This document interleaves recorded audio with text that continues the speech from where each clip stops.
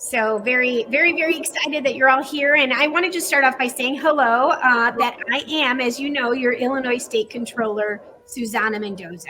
So I want to thank anyone who's with us today, especially our panelists. Thank you so much for joining me. And our wonderful panelists, which I am about to introduce for today's Breast Cancer Forum.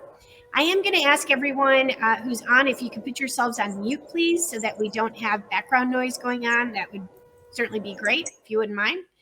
And, much better. Okay. But again, welcome to our Breast Cancer Forum today. It's the third year now that we've hosted this event, and my hope is that you'll come away from it afterward with more information, more resources, and feeling that you have a lot more support than you had when we started today.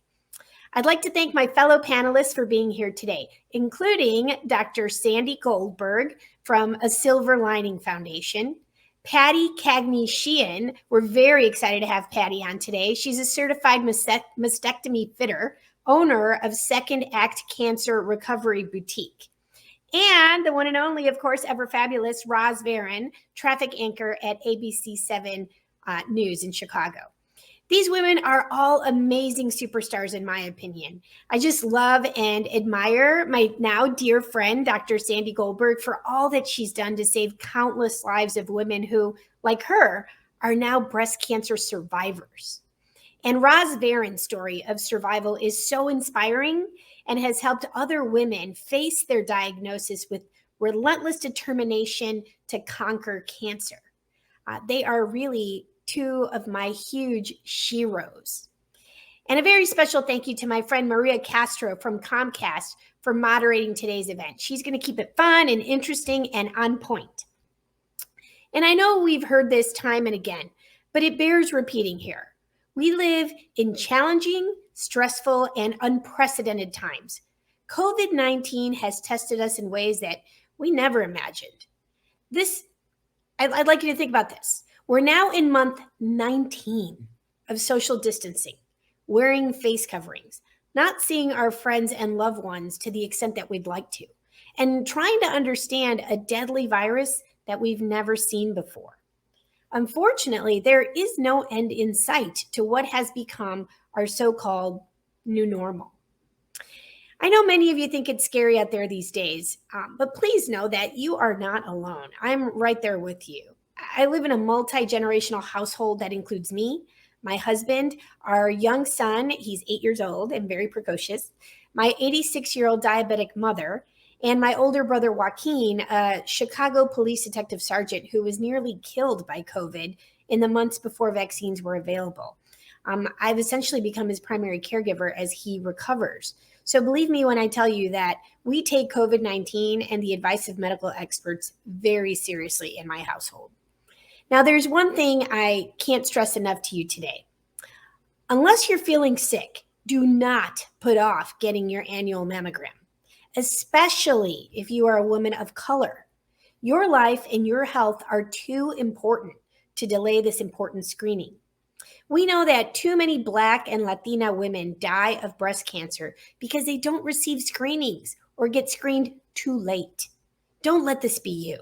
And don't let it happen because of COVID-19. It's still safe to get a mammogram. Hospitals and imaging centers have taken steps to ensure that patients are safe. They're screening patients for COVID symptoms. They're providing face coverings. They're spacing out appointments to ensure social distancing. So again, don't delay getting your annual mammogram. Cancer screenings save lives, and cancer doesn't just stop because of COVID-19.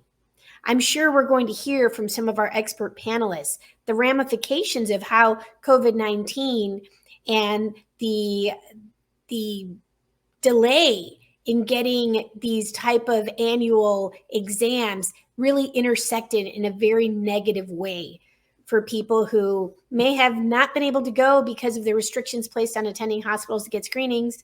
And then that 1 year that they didn't go is the year that the next time they went to the doctor, they may have found out they had cancer. So we've seen a lot of that, and I'm sure that that'll come up in our expert panelist discussion here. But, once again, go out there, get tested, make sure that you do not delay getting your annual mammogram. Once again, thank you so much for joining us today. And now I'd like to turn things over to Maria Castro, who's going to do a wonderful job moderating today's panel. Thank you so much. I am extremely excited to be here today. This is the second time that I will be moderating this amazing set of panelists. I just want to go over a couple of quick little bios because I think for the people who don't know Susana Mendoza, they should know what she's all about. Susana has become the first Hispanic independently elected to statewide office in Illinois when she was sworn in as Illinois Comptroller on December 5th of 2016. An advocate for stability, bipartisanship, comprehensive budget solutions, and open and transparent financial reporting. Susana serves as the state's chief fiscal and accountability officer. In 2011, she was the first woman elected Chicago City Clerk. She was the youngest member of the Illinois General Assembly when she was elected to the House, where she served 6 terms. Yes, 6 terms, representing Chicago's southwest side, including the neighborhood in which she was born, and is an avid soccer player.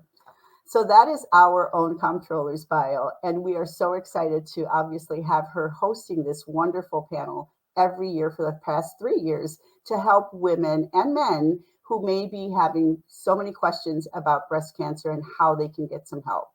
Second, we're going to talk about Dr. Sandy Goldberg, a very dear friend of mine and founder and chairman of a Silver Lining Foundation, which I am privileged to serve on the board. Clinical nutritionist Dr. Sandy Goldberg has been in private practice since 1988, specializing in medically related nutrition counseling and the treatment of eating disorders. Diagnosed with breast cancer herself in 2000 and followed for a period of 14 months by a camera crew.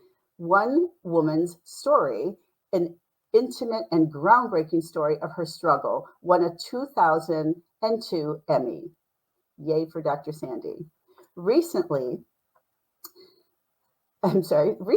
from a NBC5 Chicago on-air health and nutrition contributor to health and nutrition consultant, her weekly Food for Thought garnered a broad and loyal partnership with American Cancer Society, which she has stated changed her life.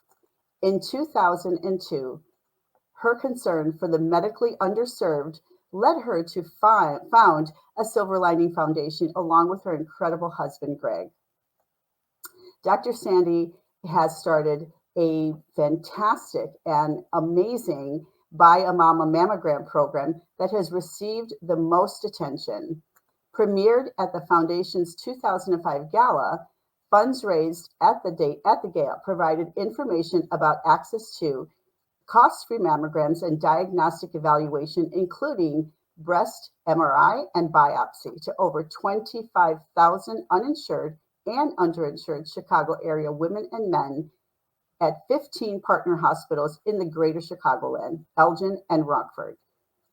A veteran in Chicago's media community, Dr. Sandy has now chosen to focus on the expansion of her foundation and raise awareness of breast health testing, nutrition, and weight-related topics to a broader and expanded audience. Sought after as an MC and motivational speaker, listeners are inspired by her unique brand of pragmatism and hope. Thank you, Dr. Sandy, for joining us today. Roz Varon certainly needs no introduction as our traffic and transportation anchor at ABC 7 News. Traffic transportation anchor Roz Varon was the first in the country to bring traffic rush hour reporting to TV morning news. She joined ABC 7 News as morning traffic anchor in April of 1989.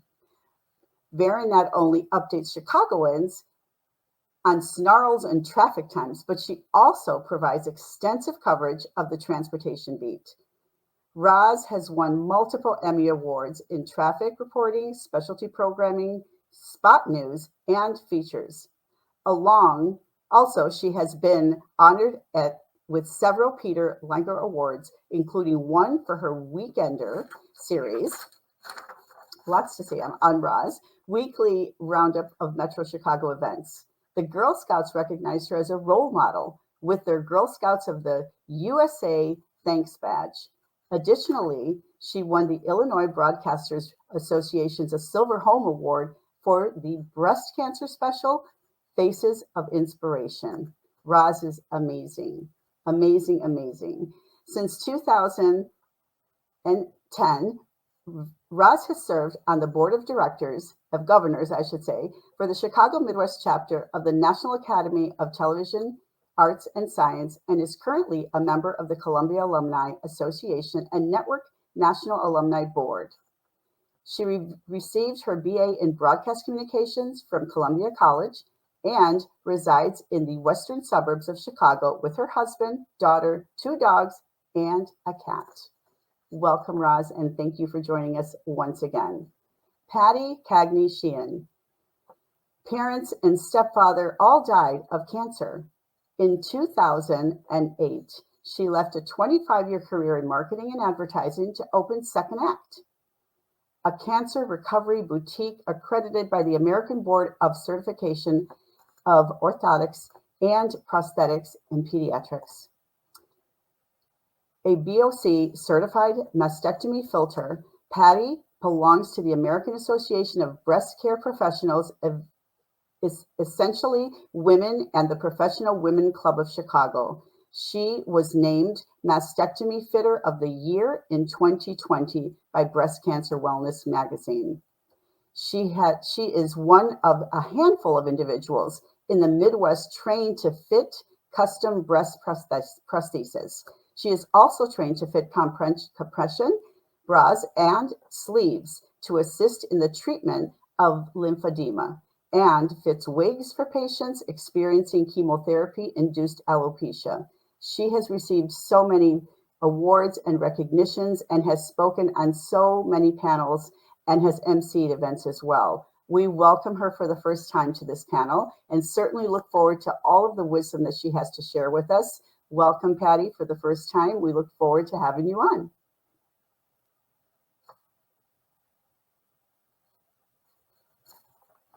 Okay, so we're going to get started. I'm going to pull up a different lens here. My camera is going kind of back and forth. Today we have so many people that have joined us for this panel, and I apologize. I had his little script right here, but I kind of threw it off on here. Sorry, guys. Give me 2 seconds. Okay. So today we're going to ask a couple of different questions. And Dr. Sandy, I'd love to start with you. Obviously, you have been in this field for such a long time, and there are so many people out there who have a tremendous amount of questions. So today we're asking if you can, tell us about what it is that a Silver Lining Foundation can provide for people who are looking to get help in the area of mammography or anything else when they don't know which way to turn. You're on mute. This is why I should never touch any buttons that have anything to do with anything. It's a really excellent question, Maria, and certainly in terms of what a Silver Lining Foundation can do for those women and men in these very, very challenging times. What we have discovered is that many, many women in particular went to bed one night, had a job, had insurance, woke up the next morning and had neither. So we have, and do not know what to do as a consequence. So what we have done is to expand certainly our outreach and awareness of our programs, in particular Biomama Mammogram, in which we fund cost-free breast health testing for those individuals, because men can get breast cancer too, for those individuals who are uninsured, who are underinsured, cannot afford their copay, cannot afford their premium, testing may be severely limited. Those women that have no documentation to support their having access to breast health testing, and we turn no one away. So anyone who needs breast health testing, be it a screening mammogram, diagnostics, or biopsies, we at a Silver Lining Foundation accept, welcome, and will fund that testing at one of our 15 partner hospitals. Now you have You're on mute, Maria. You have no idea how much better that made me feel. You have no idea. That's hilarious. So thank you for that, I was saying. Roz, you being in the limelight and certainly people watching you and looking at your journey as you started going through this, what can you tell viewers, our listeners, if somebody's not actually viewing, how they can overcome possibly, not being scared to go find out where they can go get checked, why they should? Give us a little bit about what made you go, virtually in front of everybody and tell them what your story was. My mantra here is knowledge is power. And no matter how scary it is, at least if you know what you're dealing with, you can formulate a plan. And it takes a lot of courage to be able to do that, because when you get that initial diagnosis, and I've said this many times, it's like being sucker punched. And mm-hmm. You guys even said this, Dr. Sandy just said this, you go to bed one night and you wake up the next morning and everything's changed, whether it's your job, your insurance, or your health. And to really be able to pick yourself up, find out what's going on, and then formulate a plan is the most important thing. I was diagnosed in 2006, so it's been a while. And in the beginning, and I was diagnosed, my initial diagnosis was stage 4. So it wasn't like early stage. I mean, it was stage 4, and I knew nothing. And I said, okay, what comes after 4? Mm-hmm. Right? Yeah. So, but in 2006, and now we're, 15 years later, I don't wake up and think about breast cancer every day. I don't think about it every week. Sometimes a month can go by and I don't think about it. It is not the overwhelming part of my life. I do think about it more in October, obviously, and in May, because that's when we really focus on our, breast health, as it were. But that's another thing that I can tell you, that as time goes by, it really does not take over. You think about it less and less, and it may be hard to see that in the beginning. Dr. Sandy, am I right about that? It is. You're 100% correct, Roz. And something that you said, I think, is so very important. And that's the aspect of knowledge being power, but also having access to that knowledge. The fear, I must tell you, I get my mammogram regularly, as you know. But when I walk in to get my mammogram, I look up and I go, I've been good. Exactly. Yeah. Because you never know, right? No, it is scary. I think we have to acknowledge that it's scary. There's a lot of things that might keep women from going to get the mammogram, right? Sometimes it's lack of access to healthcare or just not knowing how to navigate the medical system. Other times, if we're being honest, it just might be like fear of the unknown, right? Or fear of finding out that you're not perfect and healthy. And women tend to be the last to take care of themselves. They take care of the whole family and make sure that the kids are healthy and the spouse is healthy and that the house is running the way it needs to. But it's a scary proposition to think that, what if I'm sick, right? And I'll tell you what, I've never had breast cancer, knock on wood, but I'm scared every time I go, right? I'm scared of the first time I went, and I think I shared the story last year.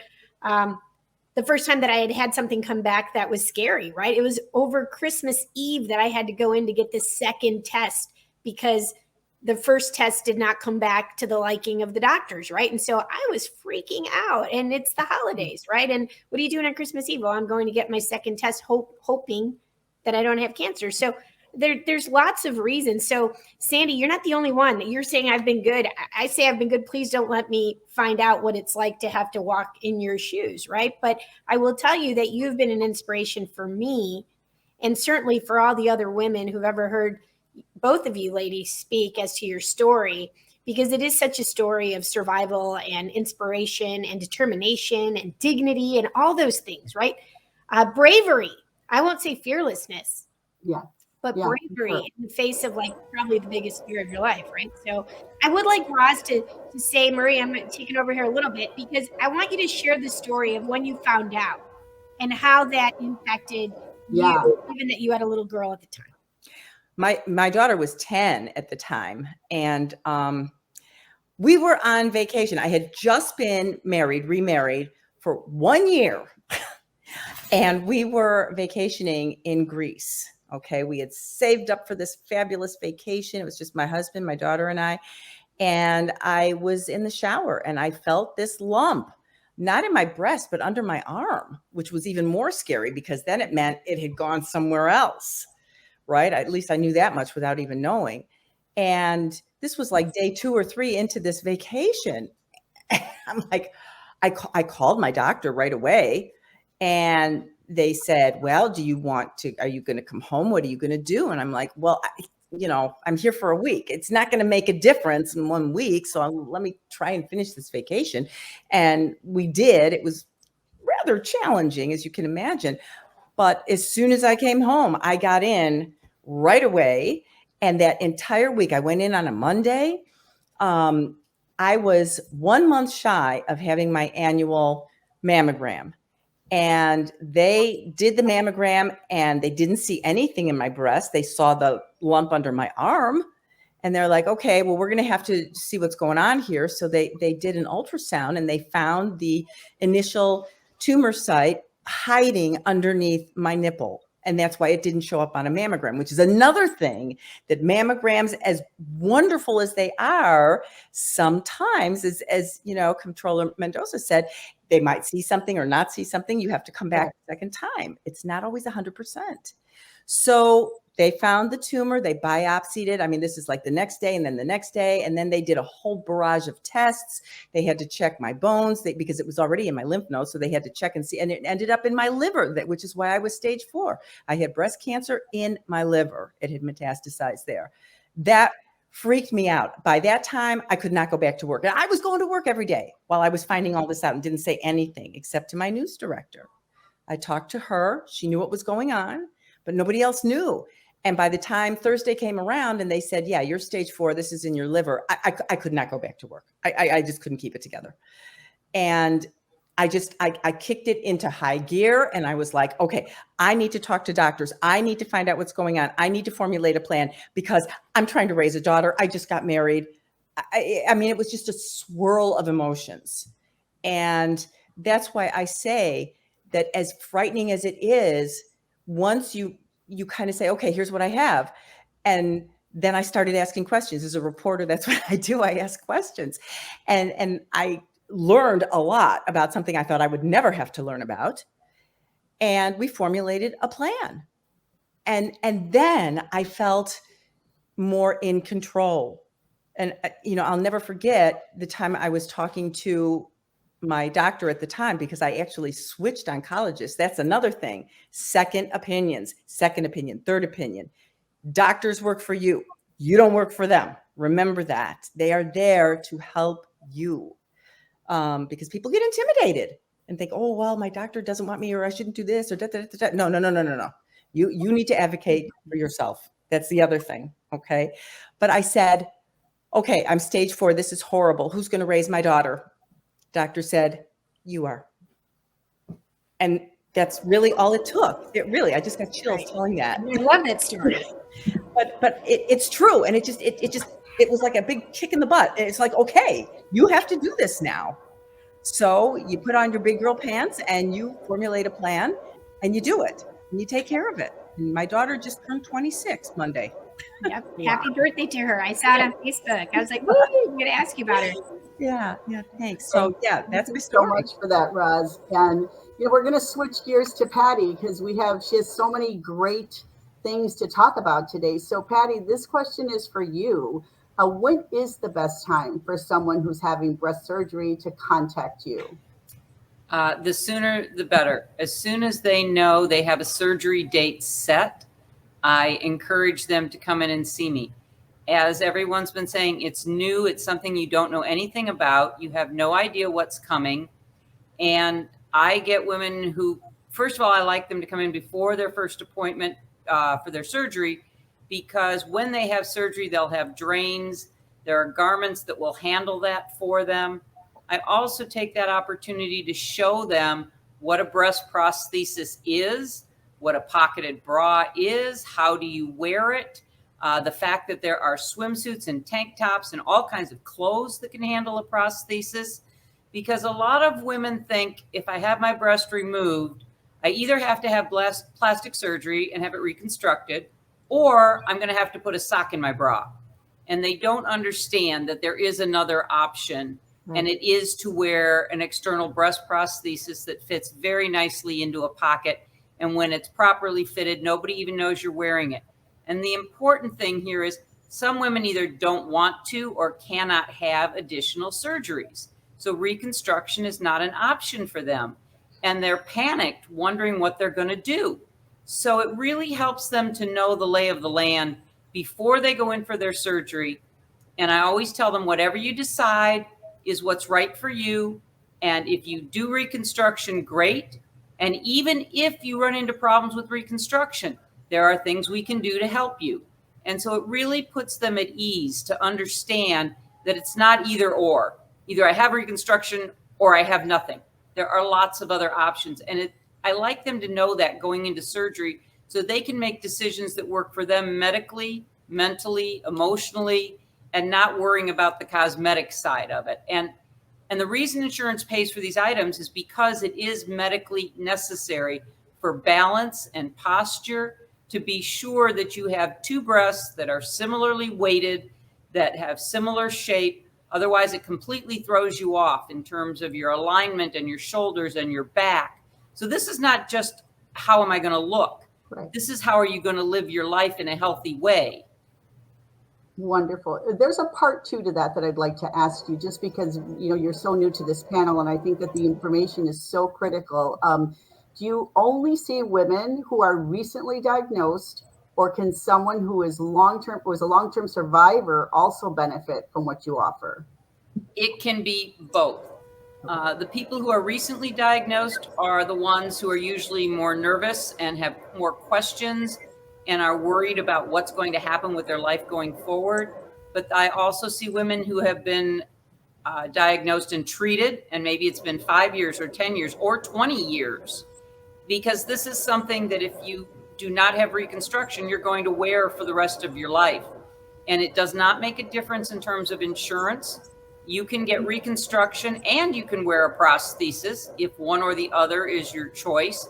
It's not either or. Insurance covers it all. There is a Women's Health Care Act of 1999 that says if you are treated for breast cancer, whether it's a lumpectomy, a mastectomy, whatever it is, you are entitled to insurance coverage for whatever steps come next. And it doesn't matter if it's last year, next year, or 20 years. Thank you so much. Dr. Sandy, I want to ask you this question. What are some of the signs of breast cancer? Because since there are different ones, people are always wondering, like, what are the signs, and are there promising new developments out there in cancer treatment? You're on mute, Sandy. All right, here, I thought I pressed the right button. I'd like to talk about something before I answer your question, and I want to address what Pattie said.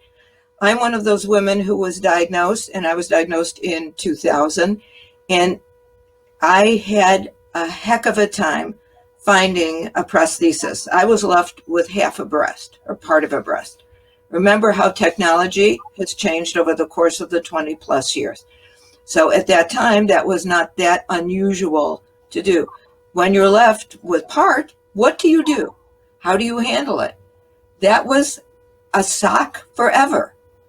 And then Pattie and I were talking one day, and I said to her, really, I would like to at least feel a little bit more balanced. And Pattie said, come in. You remember, Pattie? And I came in, and we were there, and it took a while. And she fit me, and I put on my shirt, and by this time I had been, living this life for a long time. I put on my shirt and I looked at myself and I started to cry because I felt like myself. I felt like myself. So I couldn't agree more in terms of what Pattie said. There are multiple reasons, the health aspect of it, the posture, this and that. But in your soul that you feel good. So for that, Pattie, I'll never be able to thank you enough. And now I'll go on to the question, which, because of my age, why don't you ask it again, Maria? Absolutely, not a problem. So it's kind of a two-sided question. So what are some of the signs of breast cancer, since there's a couple of different breast cancers out there, Right. Inflammatory breast cancers and things like that. But also, like, are there any promising new developments in the treatment? That's a good question. In terms of how to identify a breast cancer, what are the signs? Certainly, breast self-examination is right up there. It's right up there. But how you examine your breast is very, very important. It's a little bit hard to see, but I'm going to pick up my hand, okay? So everybody sees my hand.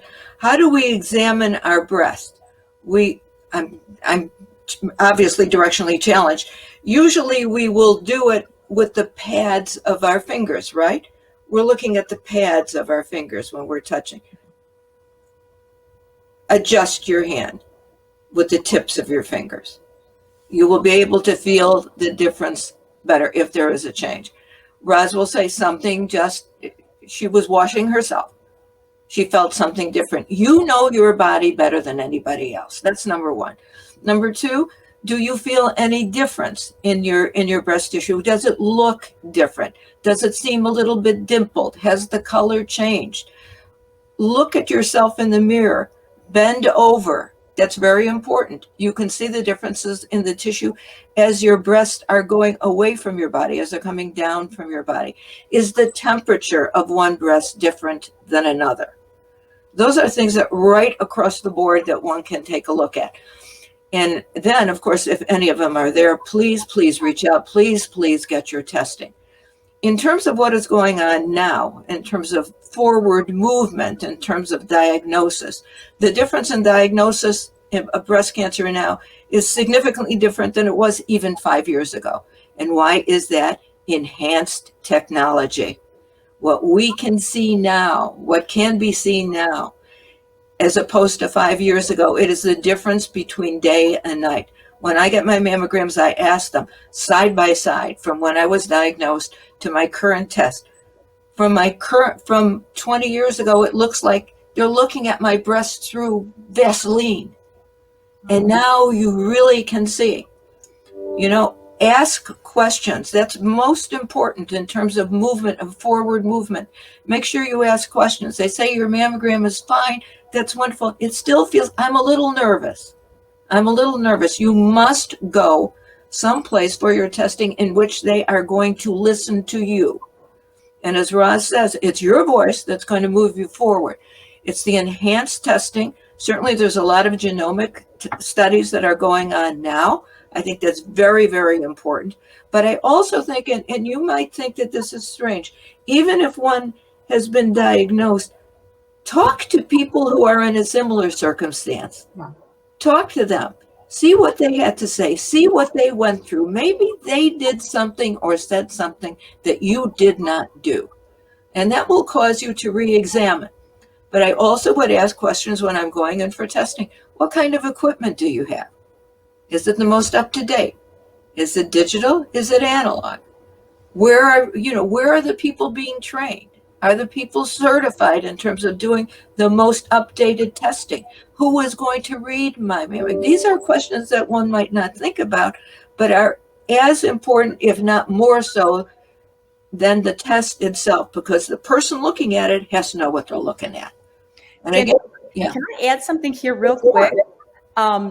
There is a thing that I have been doing for the past several years called a diagnostic mammogram. Right. Where the radiologist will come in and discuss the findings as soon as you're done. Right.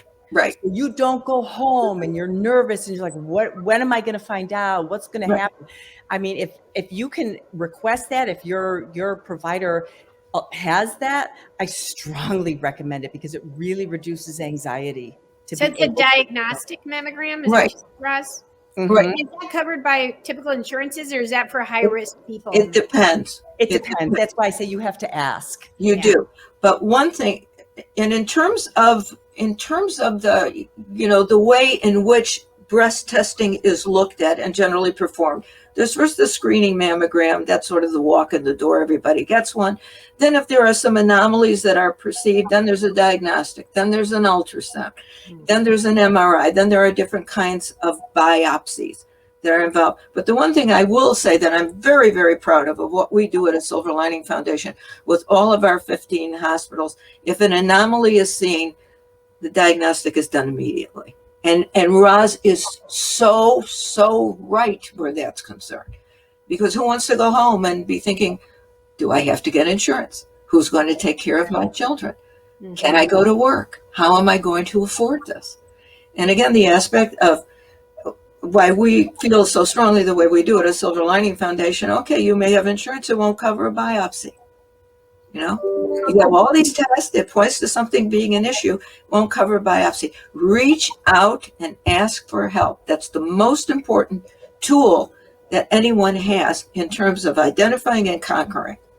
Maria, you had asked me about going public with my story. And one of the reasons that I do that and I make myself so accessible, I'm on almost all platforms of social media. I don't do TikTok, but I'm on most platforms of social media, is because it makes it so easy for people to reach out to me. And I have done this before. And they're like, I don't know where to turn. I was just diagnosed, or my sister or my friend or this and this. And people who are or underinsured. And I will send them to Dr. Sandy. I will say, there is this organization called the Silver Lining, and please reach out to them. I'm happy to be that conduit. I am happy to help, because sometimes it's just hard to know where to begin. So that's one of the reasons why I am so open about my health status. Yeah, and I think in terms of everybody here, you are your own amazing advocate. But for those people out there who don't have that, who are too shy, who are afraid, who are undocumented and things like that, I think that's kind of a frightening thought, because there are so many women and men out there who don't have, the right resources, who don't have somebody to call. What do you ladies suggest if somebody says, you know what, I don't even know what to do? Who can I call? I need somebody to help me, to speak for me, and ask those difficult questions, because I don't know how to ask them or what to ask. Well, what we have found in some of the communities in which we serve women, interestingly enough, language is a rather significant barrier. So the initial call or the initial outreach may be from a child, and the child is speaking English and the parents are not speaking English. So many times the education and the outreach into the world initially comes from the child.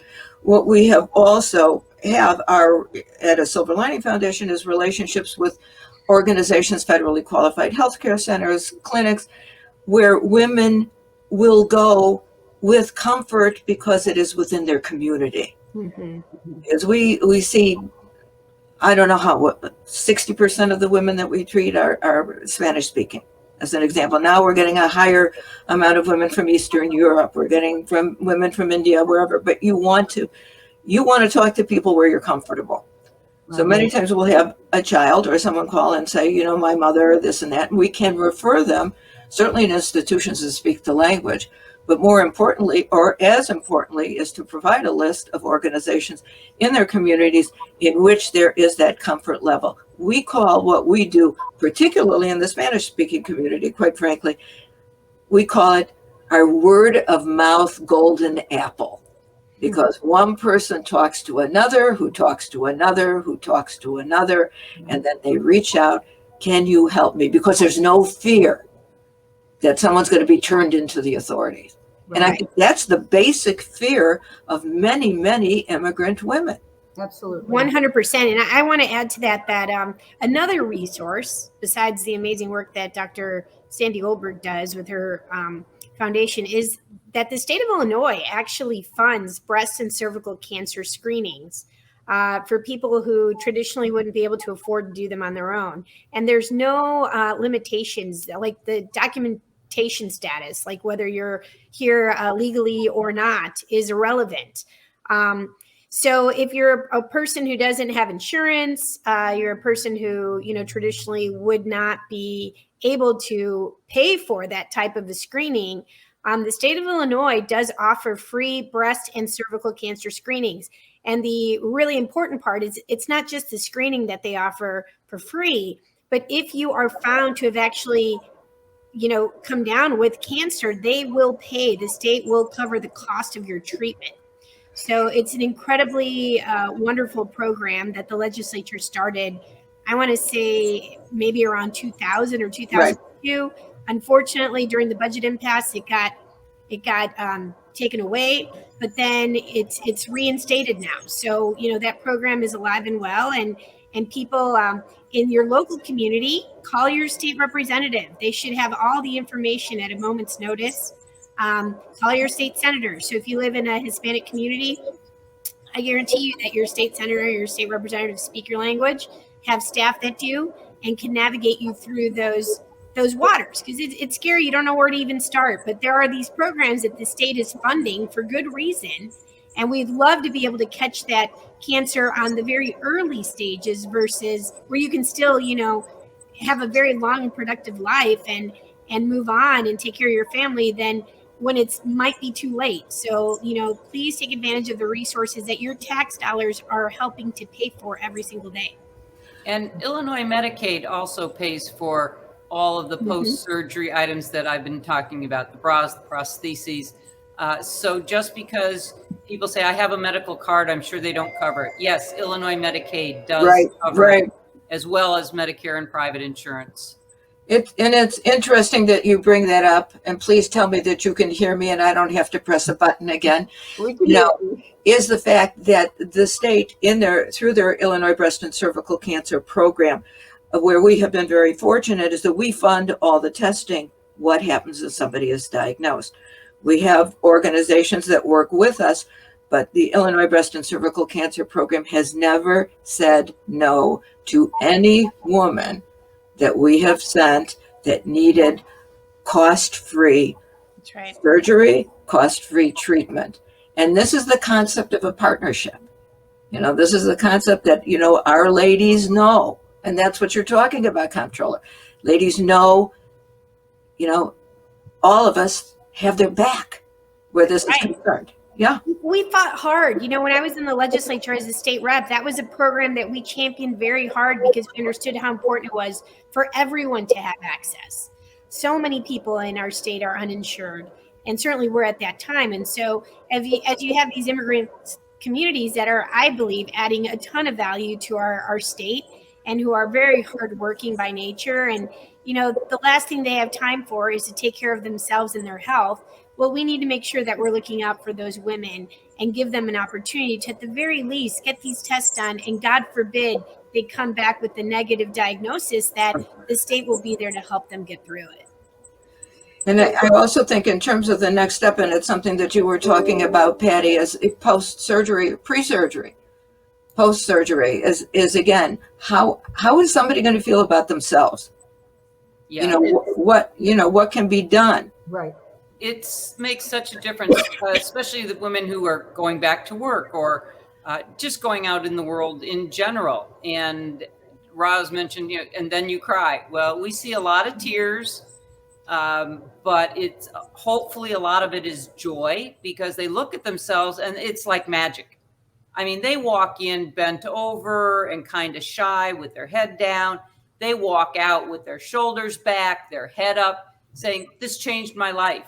And it makes such a huge difference. I tell people that I changed a career in corporate world where everybody shook hands to now everybody hugs. Well, I don't know how much we can hug these days, but that's kind of the thing now. Instead of shaking people's hands, we hug. And Pattie, where can people find you? I do have a website, secondactchicago.com. And I, again, as Roz said, I make myself available. If anybody just wants to talk, they don't, most of the phone calls I get say, either I just had breast surgery or I'm having breast surgery and I don't know what to even ask you. I just got your name from someone.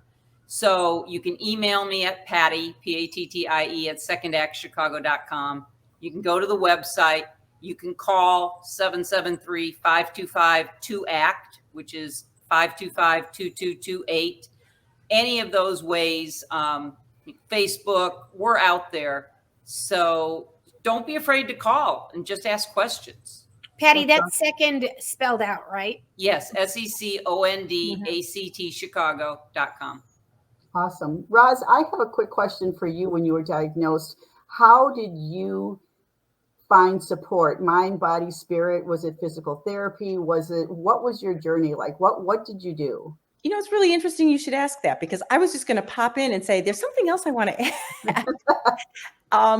You know, when I was treated, I ended up doing everything at Rush. And at the time, they offered all of that. They still do offer some of it, but I don't do all of that anymore. But I was doing acupuncture, which, you know, when I started doing chemo, it put me into chemo-induced menopause, which was really crappy. Wow. Yeah, I got cheated. Yeah, insult to injury. Yeah, right. So, but the point I make, the acupuncture like totally eliminated night sweats, and it really helped with hot flashes, 90% reduction. I kid you not. I so believe in this. So I did that. They have a nutritionist. They were doing yoga. And the most important thing they offered was an oncology psychologist. And, you know, because we're coming out of Mental Health Day and mental health awareness, I still see my oncology psychologist just to fine tune. I talk with her once a month. I've never stopped talking to her. And it really does help, because yes, this is physical, but it's also very emotional, and it takes its toll. So to be able to have somebody to guide you through that, to help talk it through, is so incredibly important. I cannot stress that enough, that you need to take care of your mental health with a cancer diagnosis as well as your physical health. Comptroller Mendoza, I don't know how the state, if they offer anything along those lines. I mean, along with the other treatments. That's a really good question. I don't know the answer to that, but if I'll try to find out. Hopefully there will be some resource, and then I'll make sure to share that with you ladies.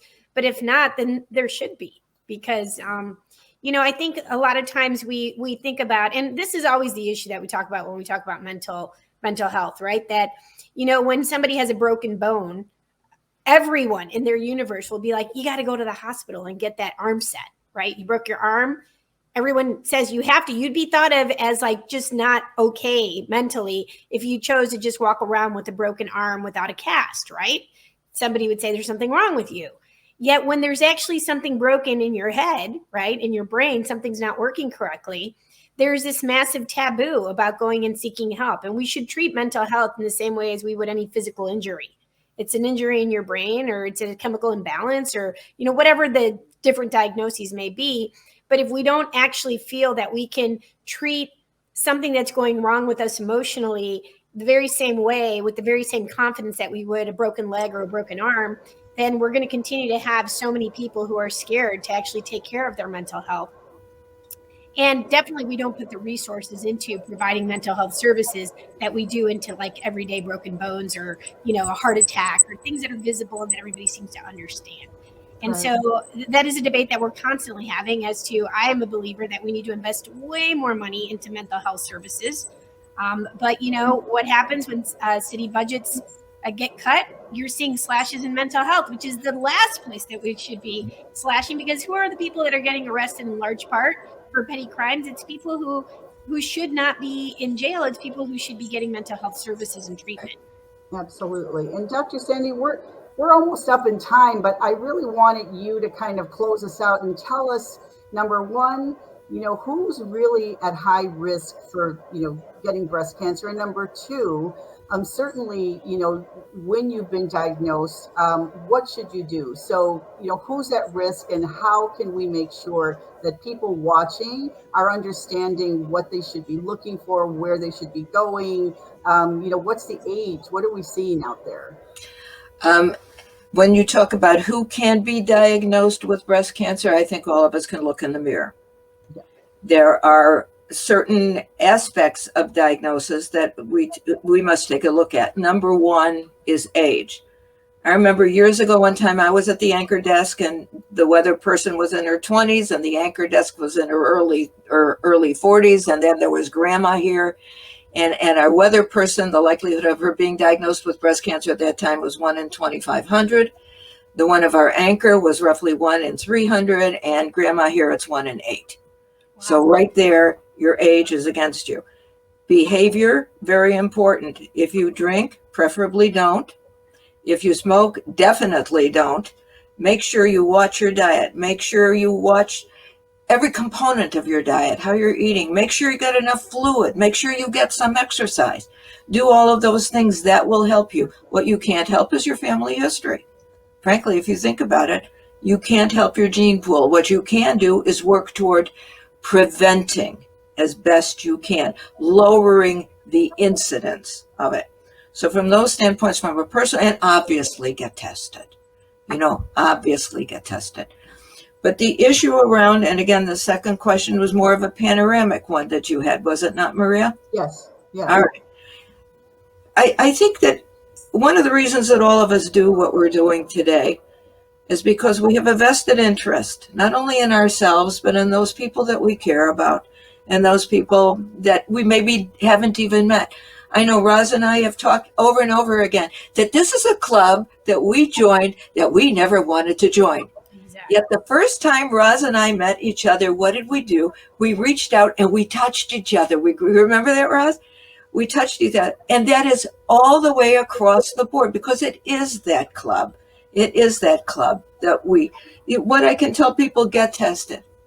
Get tested. Take care of yourself in the most elemental way that you can, and that's number one, get tested.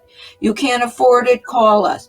Reach out. And something else that you all were talking about in terms of the mental health aspect of it, I'm old enough to remember that nobody talked about a diagnosis of breast cancer because it was a sin.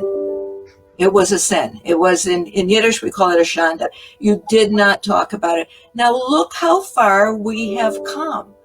And I think it is incumbent on all of us, particularly these ladies that are here, but everyone to be out in the open about it's okay to talk. That's right. It is okay to share. The more we share, the more knowledge we have, the more understanding we have, but not to be afraid. Not to be afraid. I mean, when I did my segment or my story on my own breast cancer, thousands and thousands and thousands of people reached out. Same thing with you, Roz. I followed you all the time. Pattie, you made my life better. Mm-hmm. But you can't. This doesn't happen unless we communicate. That's right. Hey, That's as right. little David, my 8-year-old says, sharing is caring. There you go. That's right. There you go. Out of the mouth of babes. So, again, thank you to our panelists. Certainly, Dr. Sandy Goldberg, people can find you at the Silver Lining Foundation, Pattie, Cagney, Sheehan, Second Act Chicago. Of course, Roz Varon, ABC7. People can find you guys just about everywhere. And of course, Madam Comptroller, you are amazing for putting this together every year for the past 3 years so that everyone can really hear and find out where they can go for resources, just in general, to see these women's faces and say, if they could do it, I could do it. So I thank you all. Muchísimas gracias a todos. I am so excited that this has really been a very informative panel. And if anybody needs information, certainly they can go to the Comptroller's website, correct? Yep. Yes, we'll be happy to share or shoot us an email. We at the Comptroller's office. We also are on Facebook and on Twitter. I'm sure there's links to this very Zoom call on our social media outlets. Please don't feel nervous. Be excited about looking for resources. Maybe if not for you, for someone who you love, who might be going through this very scary period in their life. So we would love to hear from you. And if you send us your contact info, we will send you whatever resources and information that we have available at the state level. We're happy to share because, as I said, sharing is caring. Thank you, ladies. And again, hopefully one day we won't even have to have this discussion. That's our hope. That would be awesome. Yeah, it would. Okay. Thank you. But great to see everyone. Thank you, everyone. And please take care and get your mammograms. Yes. Thank you.